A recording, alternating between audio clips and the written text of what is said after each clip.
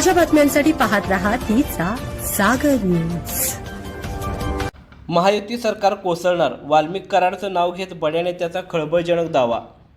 बुलढाण्यातील चिखला गावातील घटनेवरून वातावरण तापले असून मनोज जरांगे पाटील यांनी प्रतिक्रिया दिली आहे। त्यांनी ही घटना अत्यंत गंभीर असल्याचे सांगत पोलिसांनी तात्काळ कठोर गुन्हे दाखल करावेत अशी मागणी केली आहे। जरांगे पाटील म्हणाले की संबंधित प्रकरणात एक लहान मुलीचे 2 तास अपहरण करण्यात आले आहे, तसेच महिलांशी गैरवर्तन करून त्यांचे कपडे फाडण्यात आल्याचा आरोप आहे। या प्रकरणात गंभीर कलमे लावून आरोपींवर कठोर कारवाई झाली पाहिजे, अन्यथा 25 तारखेनंतर आंदोलन छेडण्याचा इशाराही त्यांनी दिला।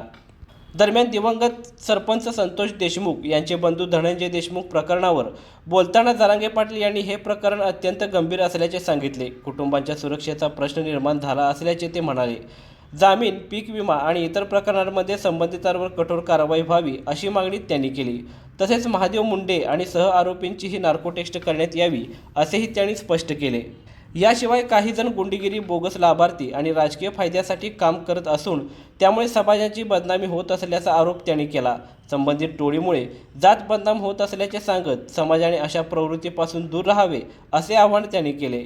रोहित पवार यांच्या पत्रकार परिषदेलाही त्यांनी प्रतिक्रिया दिली। अजित पवार यांच्या निधनाची सर्व कुटुंबाला शंका असल्यास सखोल तपास व्हायलाच हवा, मात्र गमावलेला व्यक्ती परत येणार नसल्याची खंतही त्यांनी व्यक्त केली। सरपंच संतोष देशमुख हत्येचा मुख्य आरोपी वाल्मिक कराडने जामीन अर्ज दाखल केला आहे। यावर जरांगे म्हणाले, खुनासारख्या गंभीर गुन्ह्यातील आरोपी बाहेर राहू शकत नाही। तो कोर्टात गेला काय आणि डोनाल्ड ट्रम्प यांच्याकडे जरी गेला तरी त्याला सुट्टी नाही। जामीन मंजूर झाल्यास सरकार टिकेल का असा इशाराही त्यांनी दिला। ज्या दिवशी वाल्मिक कराडचा जामीन होईल त्याच दिवशी सरकार पडेल असा दावाही त्यांनी केला आहे।